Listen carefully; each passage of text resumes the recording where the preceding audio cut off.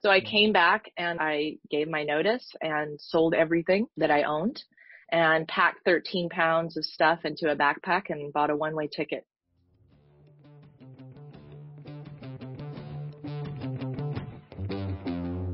Hey, got something really cool I wanted to run by and let you know what's going on.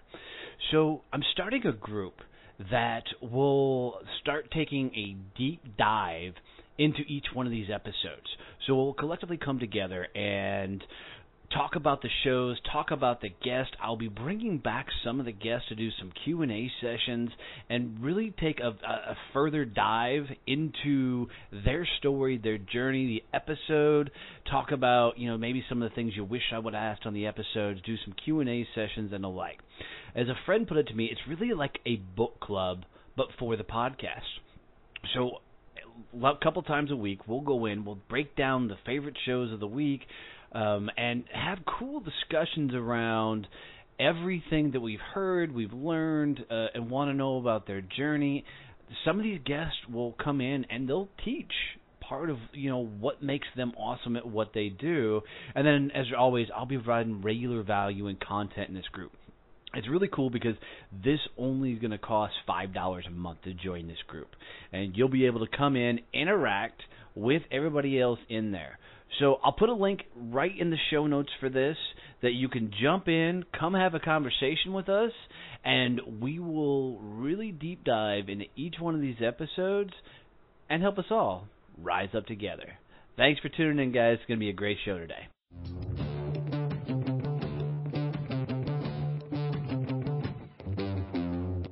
Having the show wasn't something I started out to do. But the day I found out somebody wanted to really sponsor the show was a really, really cool experience. So, guys, I want you to take some time to go check out Point Blank Safety Services and their new nonprofit, Blue Family Fund. These guys are doing some really, really cool things. And Stacy McGovern, who's the CEO over there, has been a dear friend, and she was a guest on the show. But these guys are literally taking, the off-duty officers and putting them out in security guard role. And here's what's cool about it is, as they're protecting our lives, they don't make a whole lot of money in that regard. No first responders are paid for the value they provide for our safety and our health and taking care of us. So these guys, Stacy and her team over at Point Blank Safety Services have really found a cool way to give back to these officers by helping them provide an additional income so they can continue to support and protect us. So do me a favor, guys. Seriously, go check out pointblanksafety.com and then go look at their nonprofit, which is Blue Family Fund. Now, this nonprofit was created because of the success of Point Blank Safety Services. They wanted to give back to the families of fallen officers and be able to give scholarships away to the families of current, police officers. So do me a favor. It would mean the world to me if you would go out and help support this show by supporting Point Blank Safety Services and their nonprofit Blue Family Fund. Just tell them Donnie has sent you. You heard it on Donnie Success Champions, and Stacy will take a tremendous and amazing care of you. Thanks, guys.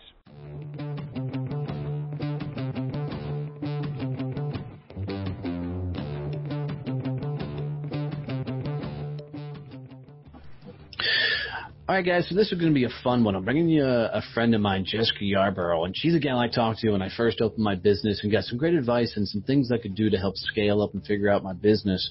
But we're going to go through her story of, traveling all over the world, dropping out of high school at 16, becoming a young business owner, consultant, and doing things that a lot of us have thought about maybe at a younger age but didn't do. She did. And then we're going to talk all the way up to her journey and her company and everything she's doing now. It's actually one hell of a journey, guys, so enjoy this one.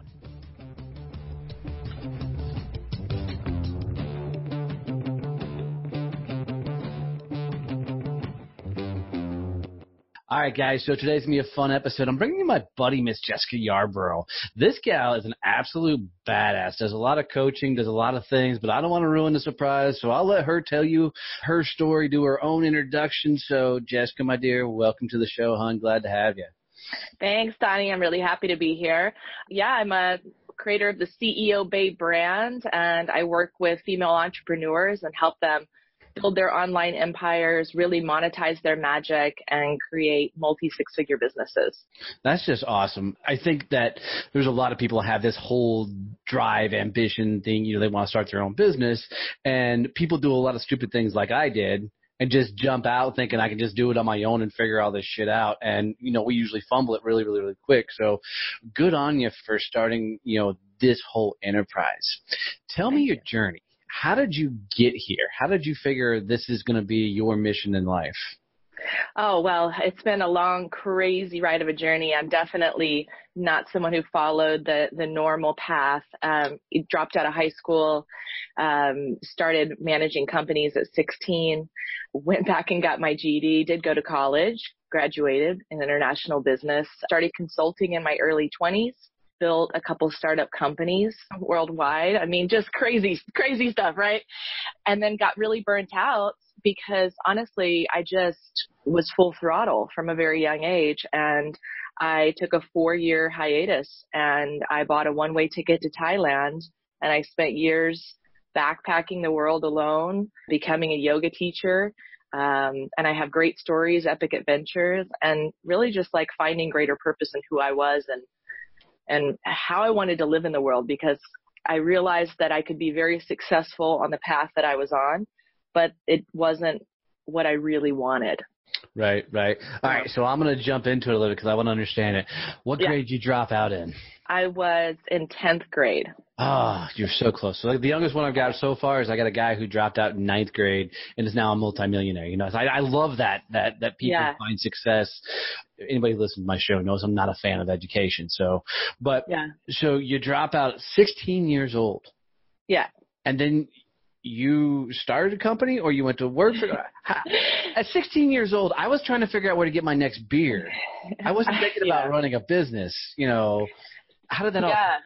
I applied for a job because I wanted to make money, and I met a woman named Claudia Folks. I'm still connected with her, and she took a chance on me. And that's what it really takes, right, to get ahead in life, is someone taking a chance on you. She said, "You're smart. You remind me a lot of me. I dropped out too." She's very successful in her own right, and she handed over the keys to her companies, and we created a lot of success. I cleaned up a lot of outstanding accounts and reworked your system so that, the business was more profitable. She ended up selling the company, and I moved to California, and immediately I just walked into this store, which was similar to hers, and they said, "We're looking for a manager." And I said, whoa.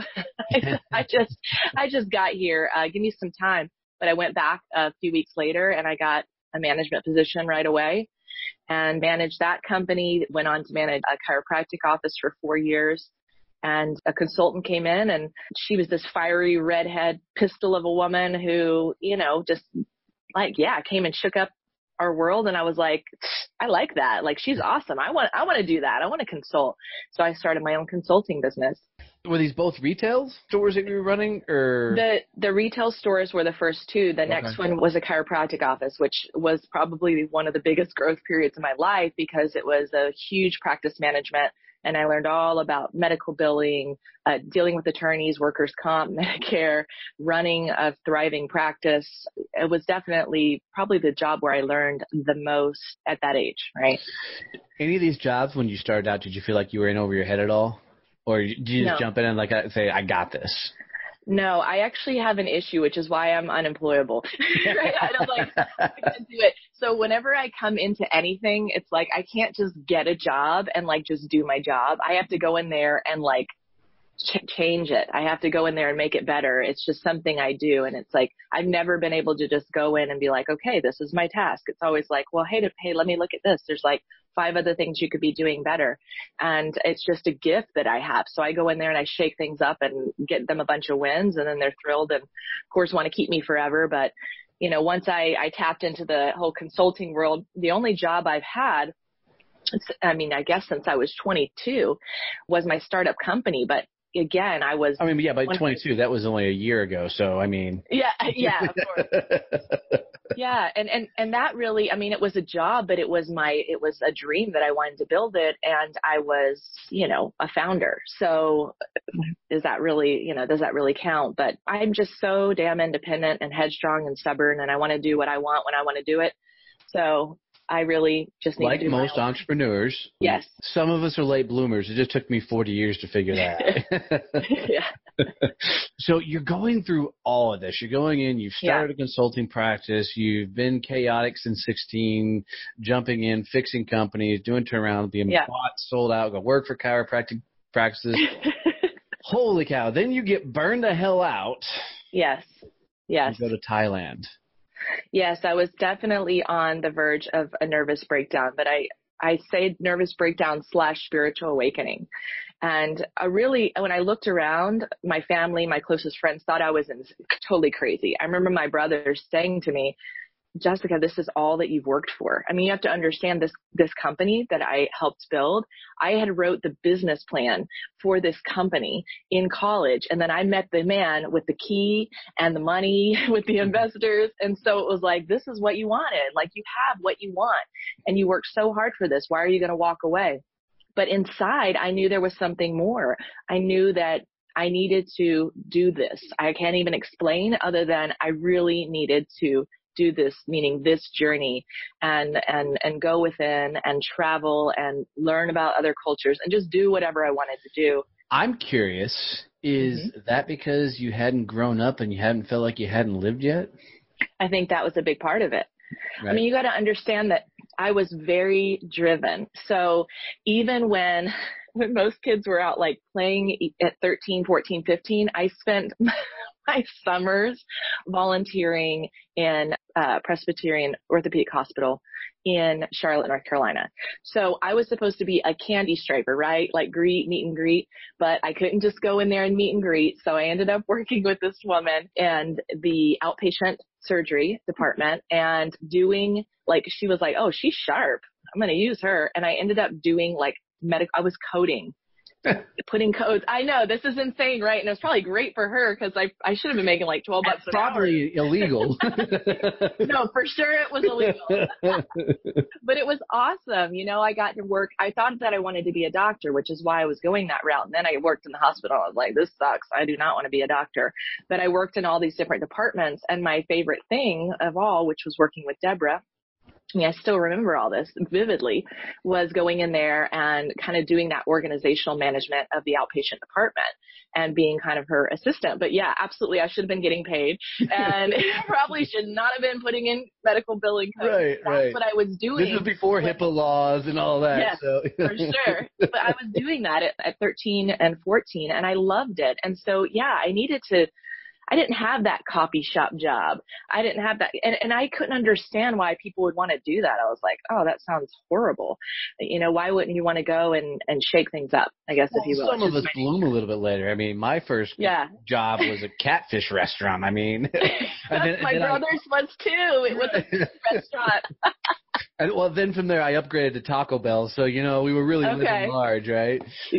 Yeah. I don't know. It's just, it was always in me. I can't explain it other than that. So I did this journey and I took some time off and I didn't have a lot of money. You know, I was traveling around teaching yoga, living in the jungles of Costa Rica, you know, backpacking through Central America and Southeast Asia and all this on my own as a woman. It's totally okay, guys. Wait, did you ever do goat yoga? No. Dude, I'm fascinated by this. So I've seen a couple of videos now. This is a thing. Yeah. I know it's a thing. It's not really. I've got goats on my farm, and I'm about to start making a living. Like, y'all go crawl around the pasture all you want to. Yoga your butts off. Yeah. So, No. All right. Yeah, I'm doing this whole journey, right? I'm doing this journey. I'm a yoga teacher. I'm thinking this is the path I'm going to be on. I'm never going to go back into the business world. You know, like I really believe that. And actually I was making, you know, a name for myself in the yoga industry here, and I could come back to San Diego. But then I got pregnant with my daughter. And that changed everything for me because financially I was like just covering my cost of living. How old were you at this point? 32 when I got pregnant, I believe. Yeah. So 32 when I got pregnant. I had like a kind of holy shit moment. I was like, whoa, this is not what I wanted. As soon as, you know, and the father is not present and not financially supportive and never met her, that kind of thing. And I was like, whoa, this is not how I wanted to bring a child in. I felt a lot of shame, honestly. I felt not regret. When I found out I was pregnant, I was joyful because I had done a lot. I mean, I'd done a lot more than most people ever do in their life.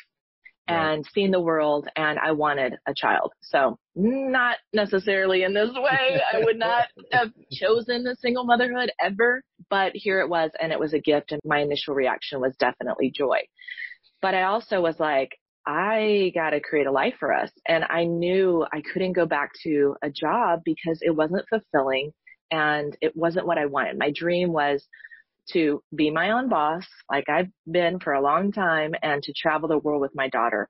So I started consulting, picking up whatever work I could get, not charging anything, and slowly building my business with my daughter at home, nursing while I'm on my laptop. I mean, that was my life. Wow, that's crazy. So backing it up just 2 seconds, then we're going to come forward. Yeah. What made you go to Thailand of all places? I mean, was this? I mean, I'm just thinking at that age when I'm thinking, Thailand's not on top of my list of places I'm going to say, ooh, I can't wait to go there. And I'd love to go there now as an adult, and I know some of the things. Yeah. But at a younger age, why Thailand? Okay, so when I had gone back to college, I ended up studying in Spain because, I wanted to do that. So I went to Spain and I met a dear friend, Avelino, and he was this amazing, he's an entrepreneur, dropped out of school, probably when he was like 10, came from the jungles of Angola, Africa, and has been all over the world, built multiple companies, like, no formal education, like just total inspiration. And he was always going to Thailand because he does a lot of business there, Thailand and China, before it was even popular. You know what I mean? Right. Going there with a wad of cash, not speaking hardly any English, and then just making shit happen. He's cool. So he was like, come with me. I want to show you. It's like one of the most incredible countries. So I took a vacation with him right before I left my company. I took a vacation. We met over there. I was watching what he did, just kind of getting a feel like this is something I want to do. And it was there that I had that enough space and that that break from my current reality that I was like, I have to walk away.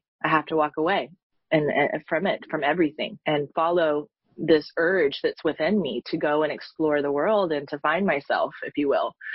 So I made the decision, and I didn't discuss it with anyone, and it really upset a lot of people. Like, why didn't you ask me? Because they would have talked me out of it. That's why I didn't ask. Right. So I came back and I gave my notice and sold everything that I owned and packed 13 pounds of stuff into a backpack and bought a one-way ticket and never looked back. 13 pounds is nothing. Nope. It's quite liberating, though. I can imagine. So you're heading off to Thailand with no place to live. No, nothing. No career lined up. Completely hippie backpacking it all the way through. I absolutely love it. What was it like when you landed in Thailand and you got to go, now I got to figure this all out? It was a holy shit moment again. I was like, what am I doing? What the hell did I do? No, it was fun. I went to the islands, total transparency. I partied. I had fun. I mean, I just let go for a couple months. And then one of my friends that I had met there was like, girl, you need to get grounded. Why don't you come with me to this meditation center? It's called Vipassana. It's they have them all over the world, and come and do this silent meditation retreat with me. And I was like, okay, sure. Why not? So I did that. I did 10 days of silence and got grounded. Now. Yeah. No way in hell. Yeah. No. Yeah. And and then the answer was go to Chiang Mai. I went to the north of Thailand, and because it's just what I do, I picked up some consulting work with a startup company.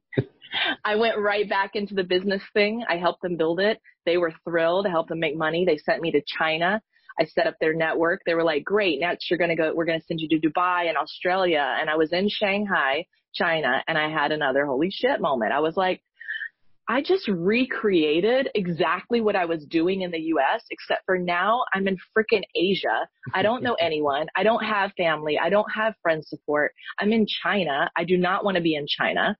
And I don't want to go to Dubai. I was like, this is what I just left behind, but apparently I'm hard-headed and hadn't got the lesson. So I go to a third world country and create the same damn thing. Like, nice. So that's when I went to Bali. My friend suggested I go there, and I went to Bali and became a yoga teacher. And that was that whole journey of teaching yoga for 4 years. Holy So yeah, cow. It's crazy. I know, that's what I'm saying. When my daughter came, I was like, okay, yeah, let's do the baby thing. So 10 days of silence leads to yoga instructor. Got it. So 10 days of silence is not on my agenda. Well, it led me to consulting, which later led me to which later led me to yoga. Yeah. Got it. That's awesome. And a lot of people's lives are a circle of repetition, right? Totally. Constantly you're recreating. And that's why the same bad boyfriends, girlfriends come about, the money situations come about. Until you understand that you're repeating life's choices over and over again, it can break the damn cycle. You're doomed to repeat it over and over again. Absolutely. So then you jump in, and now you've got a daughter. I'm pregnant. Yeah. Okay. I'm on food stamps. Awesome. I move, well, this is not now. But Right. I have to move back in with my parents, which is not ideal, even though I love them, just no one wants to do that. And, so you're 32 years old, moving back in with mom and dad. Yay! I'm pregnant with no money. With no money.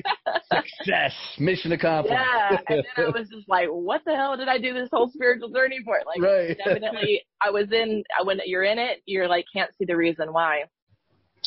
But I remember I was like, okay, let me make some money. Okay. And I did. I picked up some consulting work, and I remember my newborn baby was screaming her head off, and sometimes you just got to put them down and step outside for a minute. So I went outside. She was maybe like a few weeks old. And I remember opening my hands up and looking up to the sky and just being like, hey, God, I can't do this alone, and I need help. And if this is your divine will for me to consult, to go this path, then help me, please. And in the next 10 days, I got the biggest consulting contract ever. And that ended up turning into about $40,000 worth of work that year. And yeah, God provided. And I'm not even like a super religious person. I'm like more spiritual, but I surrendered, and I was like, hey, I need help. And this is what you want me to do. Like, I'm in. Show me. I'm going to show up and do the work. And it happened. So that was the path, and it's totally up from here. That's awesome. Wow. What a crazy ass journey. So you open up a consulting practice, you're jumping in, and things are starting to take off and are growing. And I know you're running a very successful business now. What's it like being a consultant, still being a single mother, running a full-time practice, and raising a child at the same time? Walk us through that. Crazy sometimes. We found our flow. It's definitely easier now that she's older. She's in preschool. It's definitely easier when you're making money for more help and that sort of thing. But yeah, it's definitely a balancing act. And it's why I have mad respect for any parents, especially solo parents, or parents in general, who are, playing the role of like head of household. And, for me, I'm mother, father, I'm disciplinary and friend. And right. But I have a lot more respect than someone who's like 22, who's like, hey, I'm traveling the world and I made money. I'm like, good, you should be. It's like, you don't have any responsibilities. Right. What's interesting to me, and I'm really curious about your game plan as she gets older and goes the school route, what you're going to walk her through. Because, my dad dropped out in 10th grade. And as we were growing up, the rule was, we had two rules growing up, major rules, is you had to be part of something collective, whether it was sports, arts, something, and you couldn't drop out. Didn't care if we went to college. That was never even an issue pushed on us. We just had to finish high school, was their rule. What's that conversation going to be like with your daughter? Well, I wouldn't push her if she didn't want to finish it. I mean, my thoughts are she's going to watch me and hopefully, be inspired to create her own success, or, take over my business, or what have you. But if she was like, I want to go to get my doctorate and be in school for the next 10 years, I'd support her. I just want her to know anything is possible, and that she absolutely should follow her dreams and, figure out a way to make money doing something that she's good at and that she really loves. So nice. I don't know that, I'm curious what I'm even going to do with her, because so many of my friends, she's 3 now and they're already got their schools picked out and I'm like, I don't know if I'm going to be here. If I'm anything, I'm looking at, international schools, and because I really want her to have that multicultural, multilingual experience. Which I think is, I mean, my brother, I did 4 years in the Marine Corps. My brother did 24 years in the Marine Corps. So his girls, got to spend time in Japan and go through the school system there. And that culture is always going to be with them for the rest of their life. And that's a beautiful thing. Yeah. So I encourage you to continue down that path to, give her that life experience. And you're hearing this all from a guy who doesn't have kids. So, but, that's awesome. So now you're consulting, you're coaching, you're turning people into coaching phenoms and teaching them how to run successful business. How did you get into that? I mean, how did that become the path? Well, when I started backup consulting, I was doing done for you because that's what I'd kind of done before. I'd done marketing consulting and I actually did services people. So I had 4 people. So I helped them run the social media or build the funnels or write the emails or get their message and build their websites and all of that. I drove the vision. I didn't always do every single technical component. But, as a single mother, I had a lot of women reaching out to me and they were like, how are you doing this? Can you show us? And I was like, well, you can't afford my services. I mean, a lot of people can't afford the done for you. That's like a full-time job. And they were like, well, you teach us. And, I've always considered myself a teacher. It's why I love teaching yoga. I love being in that light of the teacher and the leader and helping people have those aha moments. And I also love the empowering aspect of showing someone how to do it instead of doing it for them. Because, it's like they say the whole give a man a fish, he'll eat for one day, teach a man to fish and he'll eat for a lifetime. It's the same thing when you can empower. And my joke on the back of that is always, unless he sucks at fishing. Well, that's true. That's true. But he'll get better. Right. So that's the thing. It's like, why not empower people with the knowledge? And then if they choose to hire it out, at least they're armed with that knowledge and they'll hire the right people and they'll be able to have a little quality control over it and some checks and balances in their business. But I took a big leap of faith again. And, cause my done for you services was doing really well. Everybody wants you to do the stuff for them, right? Of course they do. That's easy. And I actually turned down about $50,000 worth of work because I was caught up in the trap, which it is a trap. It's good money, but you're spending all your time building other people's businesses. And I knew that I didn't have the capacity really to kind of start dabbling in coaching and building my own, brand and creating my own products. I knew I had to go all in because that's just how I am. And if I really, otherwise I just wasn't going to have momentum. So I shut down my done for you services completely. And I went all in, which was scary because I didn't have a name for myself in this space. And, I worked with a coach and started bringing in money pretty quickly. But again, I attribute that also to my strong background in marketing already. So I know. You say strong background in marketing, and to me it sounds like strong background in getting shit done. That was the other thing. Yeah, you're right. Fair enough. That's true. That's true. And it's great. Yeah. I'm curious if you had any self-doubt creep in your head as you're launching these and doing these, knowing that, at 32, pregnant, broke, moving in with mom and dad, can you really pull all of this off? I mean, I know you ran a successful consulting practice. What goes through your mind as you dive into this, knowing that that's where life had led you once upon a time? Definitely I had limiting beliefs or fears that might have come up, but they were just my stories and I recognized it as such. I've never lost faith that I'm going to be successful. Absolutely not. Like I know in my heart because I've always been able to make something out of nothing and create opportunity wherever I go. I mean, I landed a consulting gig in a third world country within 2 days of putting that intention out. And I also was offered a teaching position at the university, which I turned down. Because I went and did a little hustle. I was like, let me teach you your students international business. He was like, great.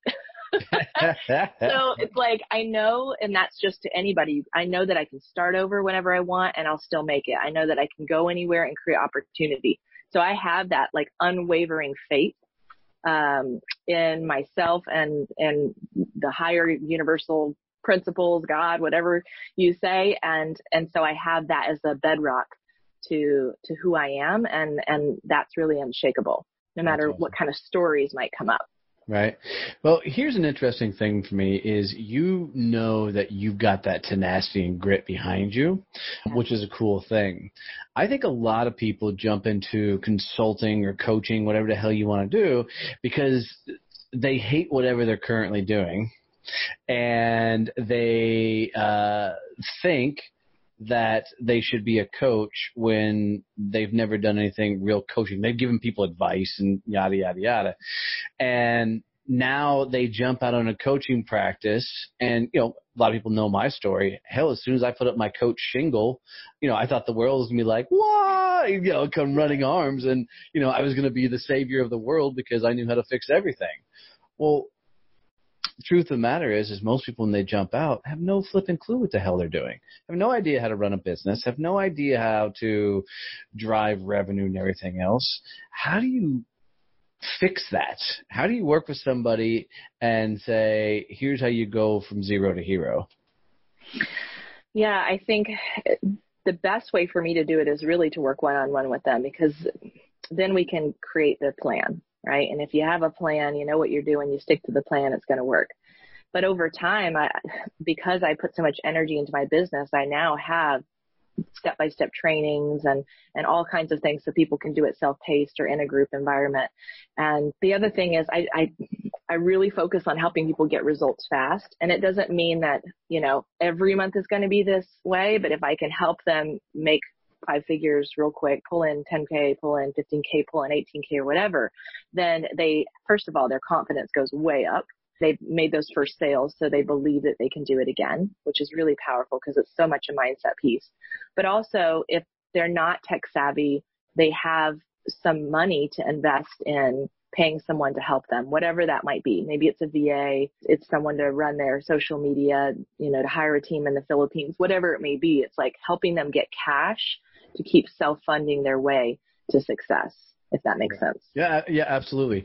And I think that, unfortunately, a lot of people that jump into coaching and consulting haven't squirreled away enough cash to prepare them for the jump that they're fixing to make, because becoming a business owner when you've worked an employee mentality your entire life is a tough switch. Now, for you, you had the luxury of basically running a business owner mindset since the age of 16, which is crazy to me. But, I know it is.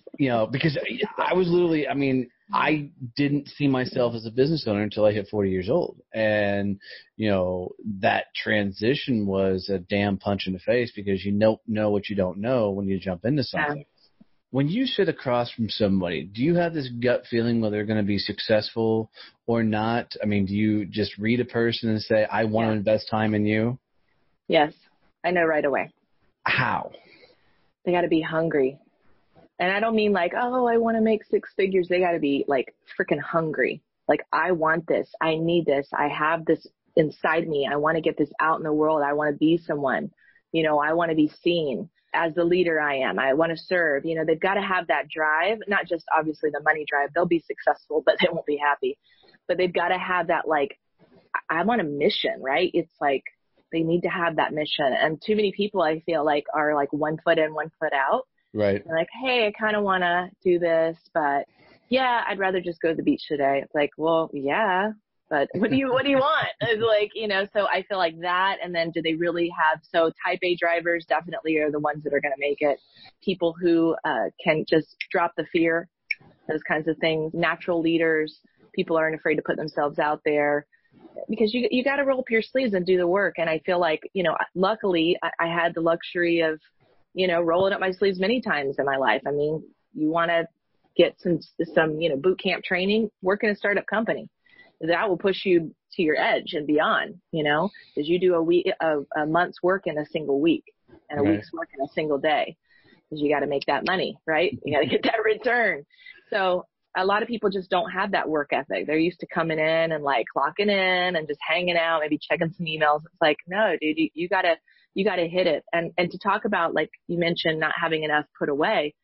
Yes. And if you just, like, I didn't have anything put away. If you just are willing to do whatever it takes, you don't need to have a bunch stashed away. It helps, but sometimes it's like having that buffer just slows people down. If I know people have got, oh yeah, I've got 30, 40,000 saved, and then they spend years dragging out their success because they're like, oh yeah, I got a little bit of money here. I can get a little bit of money here. I've got my buffer. It's like, if the people that are hungry are the ones you're like, I got nowhere to go but up. Right. I'm doing this. J.K. Rowling, rock bottom's the foundation I built my life, Exactly. Absolutely love that. A lot of people look at being a coach as they're going for the freedom. I really think entrepreneurs become the new MLM of our times. Become an entrepreneur. You can be a millionaire overnight. Set your own hours, everything else. What people don't really understand is you're going to work 100 times harder because you got nobody else to go on. When you have a sales job, you have another job, but you've got too many people that you can lean on or hide behind their work, those type of things. When you jump on your own, it's on your own. One thing that you said that I want to really go back and tackle very well is you got a coach. Mm-hmm. I'm amazed how many people I run into that are coaches that have never had a coach in their life. Yeah. Why did you get a coach? Well, it was around that whole transition period. I wanted to exit out of the done-for-you services and into full-time coaching. And, I wanted to be like, well, let's see how this works and how I'm going to put this together. It's easier to work on other people's stuff than it is to work on your own. And a friend of mine was like, you should get a coach. You should get some help around this. It's just going to make the transition a lot more easier. And I found someone in a Facebook group. His name is Steve, and he's awesome. And he helped me put it together, and I moved through my internal BS, and I got out there and started selling and made 10 grand. So it's all there for you, but I didn't, I had to do the work. Right. I had to do the work. So yeah, I absolutely believe in investing. I actually just invested with someone yesterday. I believe investing not only in business strategy coaching with people who are far beyond me, which he is. He's a, multiple eight-figure companies.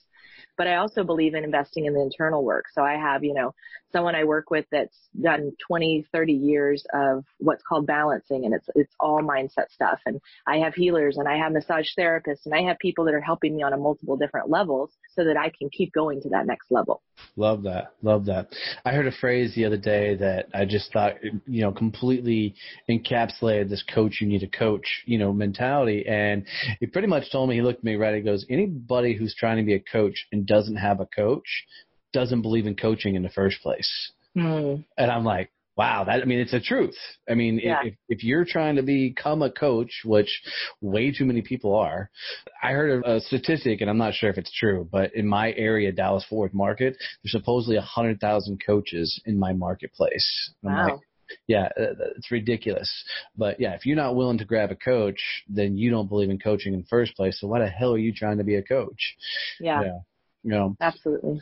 Where's all this taking you? You've got one badass story. The upswings, the downswings, the hippie vibe, spiritual awakening to losing it all kind of deal, and now rebuilt and kicking ass and taking names. Where's all this taking you? Oh man, it's been a wild ride.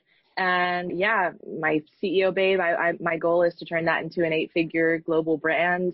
Right now, I just keep up leveling. I'm rolling out more and more programs, workshops. The momentum's really growing. Spending a lot of time traveling. I just spent a week in Mexico with my daughter. We're spending a month in Europe in September because I live what I preach. It's like, I'm not going to tell you about the laptop lifestyle and, be at home and never leave like some people do. Right. So travel is a big part of who I am, obviously, and what I want to show my daughter. So that's all part of it. Launched my show.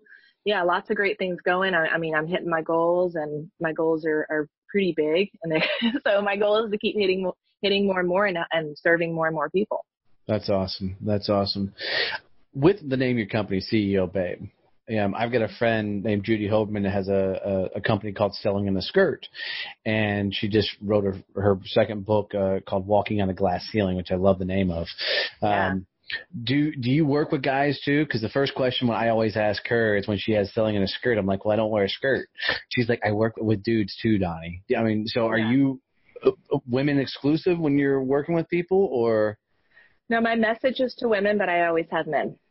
I always have men that want to work with me. In fact, they just had someone sign up. And so I can help them. I'm not going to exclude, even in my, like my last program that was Rich Empire Babe, I had a guy in there. So yeah, I mean, I love the name CEO Babe. It's bringing the feminine essence back into being CEO. It's not just this hard edge. I'm curious, does the feminist movement says anything to you just because of the term babe?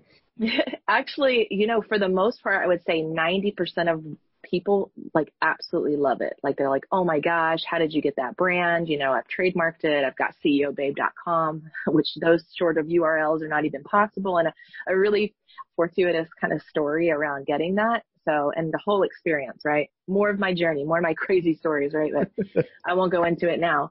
But I do have a few people, like I had someone on LinkedIn who wrote back and was like, I'm sorry, as a feminist, I can't support anybody who has the word name, who uses the word babe in business. And I don't really care because you're not my people. Right. You know what I'm saying?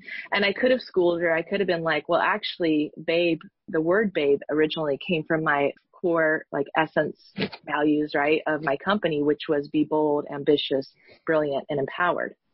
And those were something I came up with years ago. And then when this came, it all came together. So be bold, be brilliant. Be bold, ambitious, brilliant, and empowered, and like stand in your truth.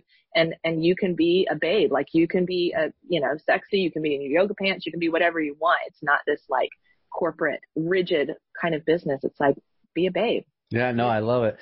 I mean, the corporate rigidity, that's a word, is dying quickly, which I love. People aren't wearing the suits anymore as much unless you're a banker or a financial advisor. Yeah. Which means you stick out like a sore thumb anywhere you go. That the gig economy is coming on strong. People are learning to enjoy life and create their own lifestyle. So commend you on doing that and leading by example, not only for your, clients going through your programs, but for your daughter as well. And for anybody listening, showing that, even a 10th grade dropout can go figure out what the hell they're supposed to be when they grow up. You can too. Who is an ideal fit for you? Definitely the ambitious females. People who already have an established business, it's even better. If you're totally starting out, I'd recommend you going more into like kind of the group programs, getting your feet wet. But people who are like, okay, I've been doing this and I'm not having the momentum, maybe they're making a few thousand a month or 5,000 a month and they really want to level up. That's the woman that can come to me and I can take her a lot further faster. Awesome. So how do people get in touch with you? How do they reach out? How do they get to know you?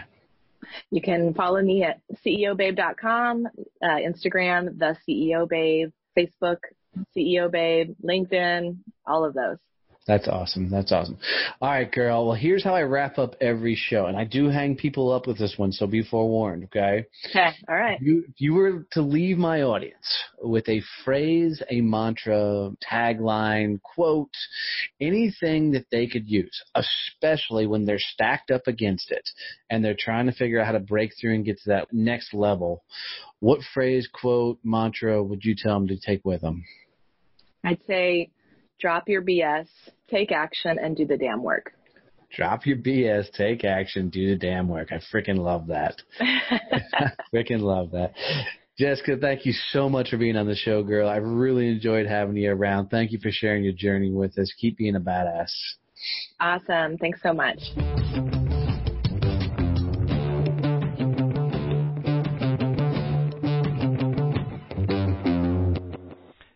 Guys, really thank you for listening to this episode. I really appreciate it. It's a lot of fun putting these together. I wanted to make sure before we get out of here that you knew what we were doing with social content. What we found was because of the podcast, we have a unique way of helping you get your social content out on a very easy way. What we're doing is we're interviewing people. And from that interview, we will capture a lot of information that will then be turned into videos, memes, articles, all things you can use for your social content. I know, like for me, one of the biggest struggles I had was, what do I put out there? What do I say on a regular basis? Well, we'll help do all that for you. So if this is at all of interest to you, reach out to us and let us help you grow your social media channel. I can tell you I did this for my business, and my social media is completely taking off. My Instagram, since I started doing this, jumped to over 10,000 followers, and it continues to grow. So if this is at all of interest to you, check the bottom of the show notes for the link that says, Get My Social Content Done right now.